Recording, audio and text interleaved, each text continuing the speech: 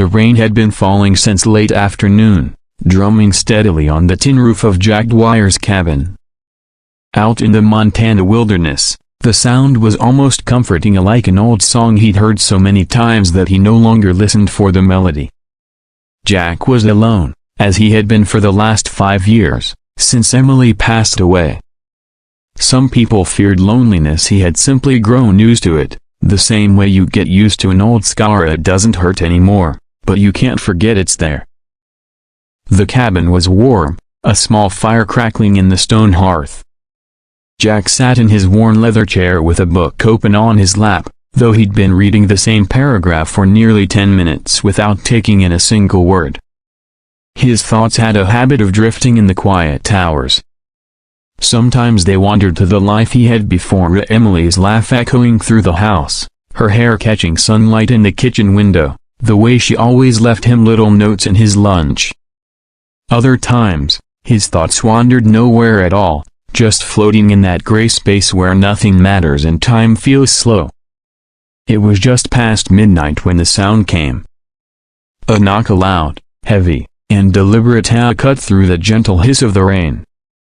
Jack froze. Out here, visitors didn't just drop by.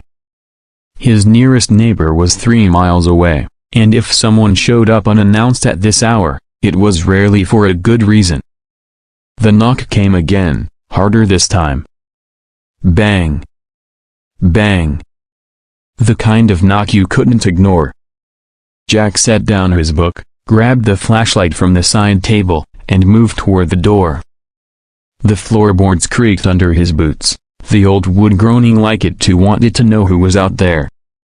He opened the door only a few inches at first, the beam of his flashlight cutting through the rain and darkness. Then he saw her. The woman standing on his porch was enormous, easily over 7 feet tall, her shoulders broad, her frame filling the doorway. She wore a long, dark coat that glistened with rain, and her soaked hair clung to her cheeks. Her eyes, a sharp, vivid green, locked on his, and for a moment, Jack forgot to breathe. "Whoa, Broken Bar, are you?" he asked, his voice a low, cautious rasp. The woman didn't flinch. In fact, she smiled, and not a threatening smile, but one that carried a strange warmth. "They call me Mara," she said, her voice deep but gentle. "I was told you're alone, Jack. And I've come here, Broken Bar, to give you a daughter." Jack blinked, sure he'd misheard. "What?" Mara stepped forward slightly, the wood of the porch creaking under her weight.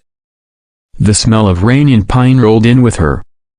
"Your late wife," she began, "saved my life. I swore I'd repay her one day. She made me promise that when the time came, I would bring you a Broken Bar, her daughter." Jack's pulse quickened. He took a step back, tightening his grip on the flashlight. "You knew Emily?" "Yes," Mara said simply. Her tone carried no hesitation, no uncertainty. "She was my friend. My only friend for a time." Jack tried to piece together what she was saying, but the puzzle didn't fit. Emily had been a nurse, sure, and she'd worked all over hospitals, clinics, even disaster relief missions. She'd come home with stories of strangers she'd helped, lives she touched. But never once had she mentioned a woman like Mara. Before Jack could press for more, Mara reached into her coat. He tensed, his body instinctively ready for something bad, but instead of a weapon, she pulled out a small bundle wrapped in a thick, wool blanket. A faint sound rose from Ida, a soft whimper. Jack's breath caught. "What is that?" "A promise," Mara said. She stepped closer and held out the bundle. "She's yours, Jack." Jack stared at the small shape in her arms. The blanket shifted, and a tiny face emerged, a baby girl, maybe 6 months old, with tufts of dark hair and eyes that seemed far too knowing for someone so small. Eyes that, impossibly, reminded him of Emily. His voice cracked. "Where you, Broken Bar? Where did you get her?" Mara's gaze softened. "She came from you and Emily. Your wife made arrangements before she died. She couldn't bear the thought of you growing old with no one. She wanted you to have her child." Jack's mind reeled. Emily had never told him about anything like these, no talk of surrogacy, no mention of a child waiting somewhere. He didn't know whether to believe this stranger or slam the door and call the sheriff. "You expect me to just a broken bar take your word for this?" he asked, his tone hardening. Mara stepped fully into the light spilling from the doorway. The sheer size of her was almost unreal. Her head nearly brushed the doorframe, and her coat hung on her like it had been stitched from the hide of some giant animal.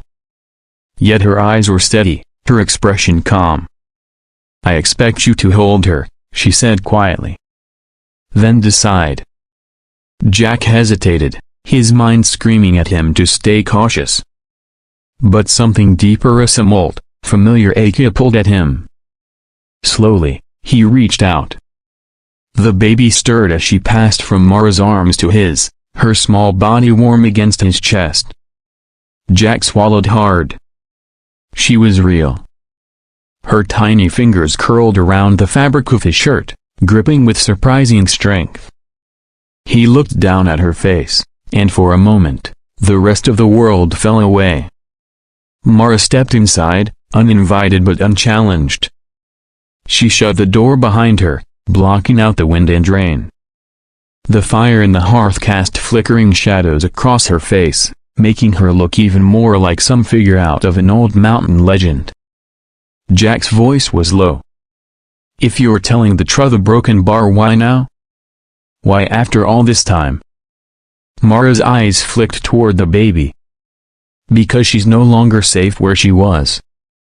There are people who would take her if they knew who she truly is. Your wife trusted me to protect her until the right moment. That moment is now." Jack didn't know whether to feel relief or terror.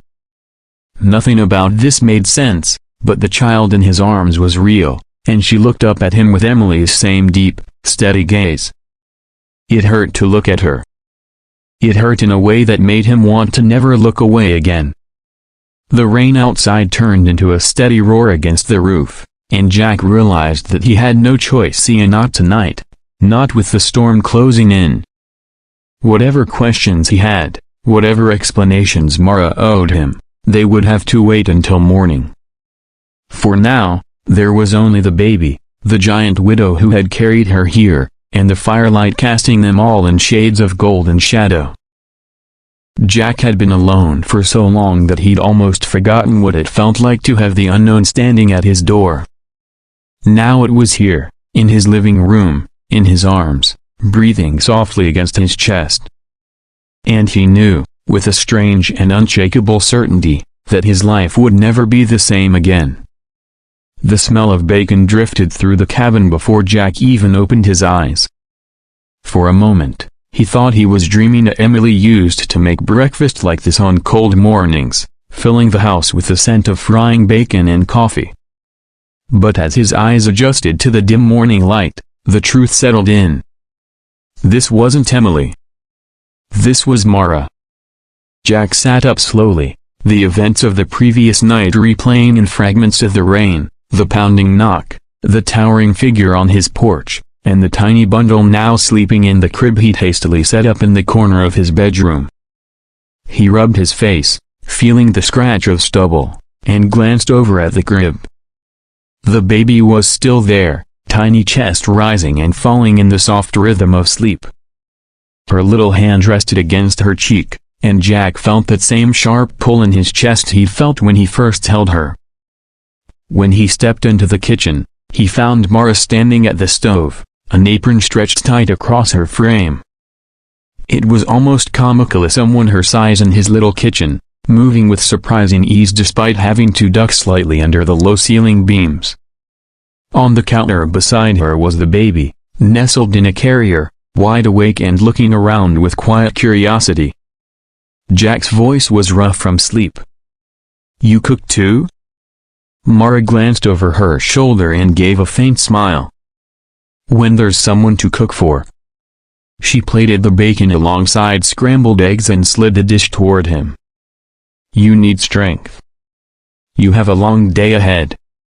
Jack didn't sit right away. He folded his arms, leaning against the doorway. "We need to talk about last night. All of it. And I'm not eating a damn thing until you start answering questions." Mara set down the spatula and turned to face him fully. Her expression was calm, but her eyes held something heavier, like a weight she'd been carrying for too long. "I told you the truth," she said quietly. "Your wife saved my life. She made me promise that if she couldn't be here, I'd make sure you wouldn't have to face the rest of your life alone." Jack's jaw tightened. "You said she saved your life. How? When?" Mara's gaze drifted to the rain-streaked window, her voice dropping as she spoke. 3 years ago, there was a mine collapse in Alaska. I was working there. We were deep underground when the supports gave way. The air filled with dust, rock, and the screams of men trapped in the dark. I was pinned beneath a beam, my leg broken, my chest crushed.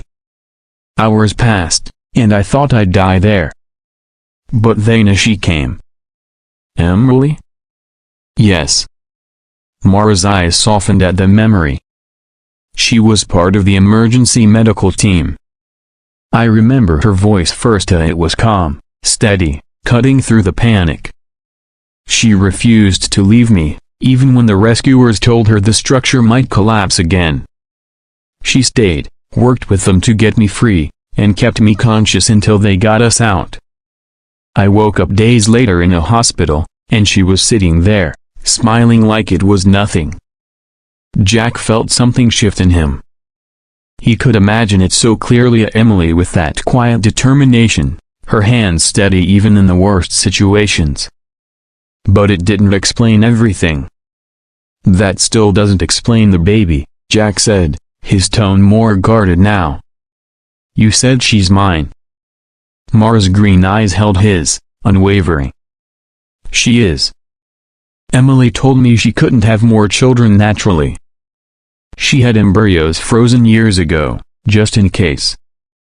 Before she died, she asked me to carry one for her. At the time, I didn't understand why. I thought maybe it was for her family. But then, she told me about you." Jack's hands tightened around the back of a chair. "She never told me about this. Not once." "She didn't want to give you false hope," Mara said gently. "The pregnancy didn't happen right away. There were complications. She told me to keep it a secret until she was sure the baby would survive. By the time we knew Broken Bar, she was already gone."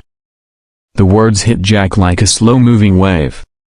He looked at the baby, her tiny fingers clutching the edge of the carrier, and saw Emily in every feature. The same shape of the nose. The same stubborn chin. He sank into a chair without realizing it. "Why now?" he asked finally.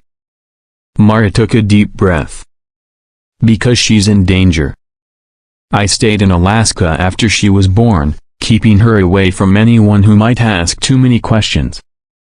But word has spread.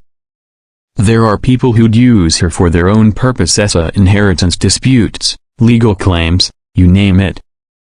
Some of Emily's extended family are Broken Bar. They're not the kind who care about the child. They care about what she represents. I can't protect her forever. But you can." Jack stared at the table, running his hand over the worn-wood grain. "You could have just called me." Mara shook her head. "A phone call can be ignored.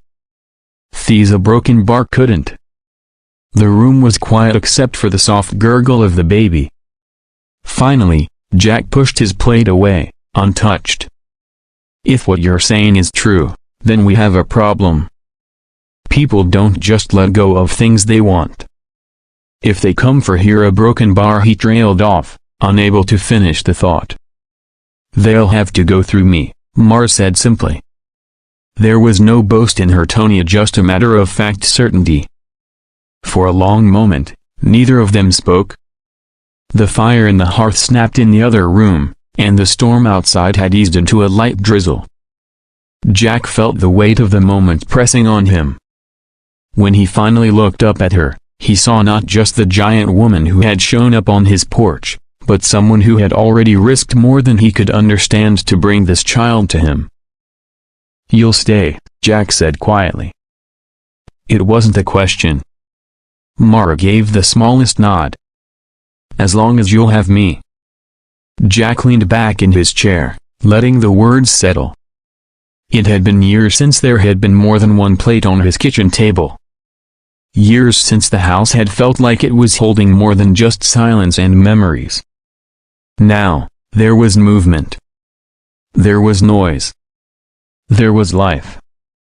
The baby let out a soft squeal, kicking her legs in the carrier. Jack stood, walked over, and lifted her into his arms. She was warm and light against him, her eyes bright as she looked up at him. He didn't know what the future held, or whether the people Mara spoke of would come knocking, whether he could really protect her from whatever dangers were out there. But he knew one thing with absolute certainty. He wasn't alone anymore. And he would fight, in every way a man could, to keep it that way.